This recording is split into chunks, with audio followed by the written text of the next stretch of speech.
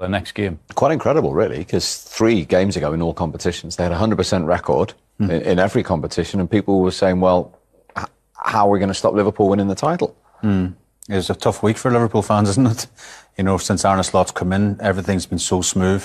They've had a brilliant summer, recruited really well. Alan's right. The balance isn't quite there yet. It'll take time. And again, he's right about the 2-week break now. I would say the majority of his squad will be off playing for their country, so he'll probably get a couple of days before the next game to prepare.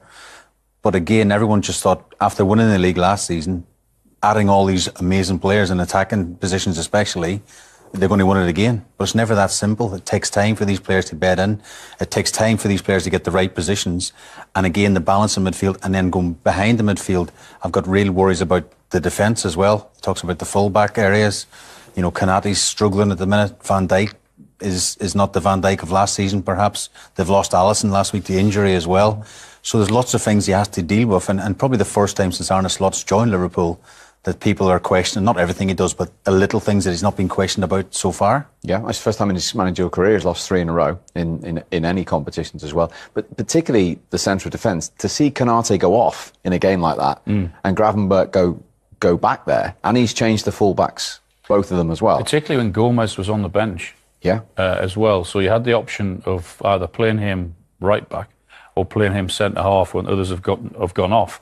But he chose again to put Szoboszlai right back, Gravenberch centre off, which would give you a big concern when you've invested so much. I mean, it's not just that right side. I mean, Salah's never been great defensively, but when you're scoring 25 and 30 goals, you can basically control what you want to do. Whereas when you're not winning games and when you're not scoring goals, it's very difficult to hide that. And it's been highlighted that he doesn't help the fullback as much as perhaps other people do, but he compensated in that from scoring a shed load of goals.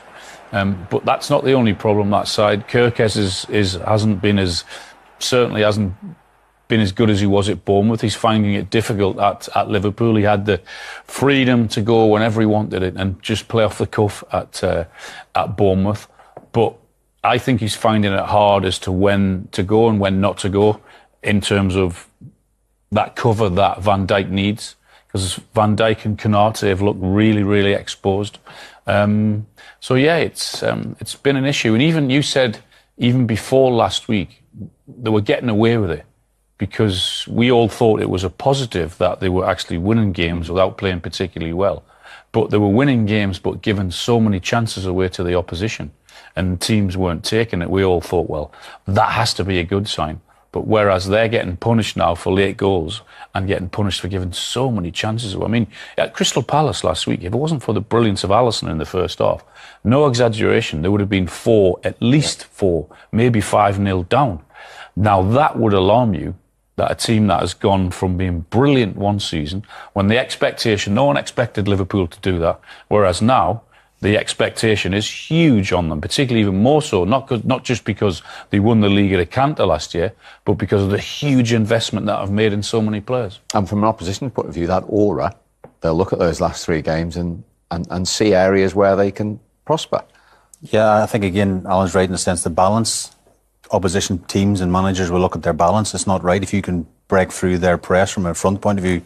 You mentioned Mo Salah, you know, he's as a brilliant player as he has been player of the season last year.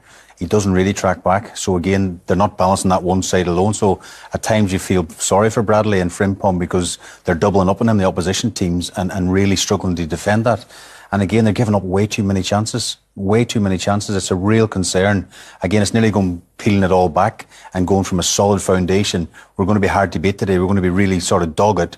And then you got the likes of Isak, who hasn't had a pre-season either. We should say he needs to get up to speed. And Wirtz, I do like Wirtz as a player. He's getting a lot of stick at the minute, but I still think there's a diamond in there. I think he'll be a top player for Liverpool in the years to come.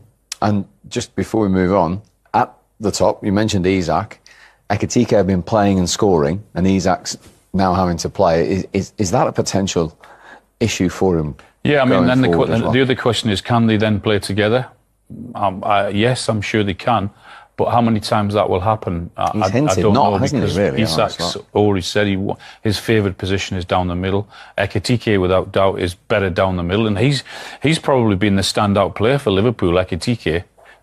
Yet in that such a huge game, he finds himself left out. And Isak had that one header that he missed, didn't he? Second half that he put over the bar. But you're not going to see the best of Isak for another 2 or 3 weeks. I guess he'll go with the international break, play more games, get more game ready. But you're not going to see the best of him for a while as yet. The pressure for Liverpool was put on them prior to that game because Arsenal won again, this time against West Ham in Nuno's second game in charge. And they are finding the consistency, Alan. Yeah, they were never ever put under any pressure yesterday. They won at a canter, really. But I think one of the big things for me yesterday was Declan Rice moving 20 yards further forward when Odegaard went off, Zubimendi came on. He then sat and tried to dictate things, and that allowed Rice to get further forward. If you remember, 10 minutes before that, Eza missed a really identical opportunity, whereas he didn't. And there's another brilliant pass into to Timber. They get the penalty, and they stick it away. And it was a really comfortable afternoon for Arsenal. And with the squad that they had, don't forget, last February West Ham beat Arsenal at the Emirates, and their bench yesterday, there was only 2 left from the 9 substitutes. And for me, that's the big difference, is that when you go through the substitutes yesterday compared to when West Ham beat them in February, you bring in Zubimendi on. That for me is the big difference. You bring in quality on, and Arsenal are going to need that because they'll go far in so many competitions this year with that squad.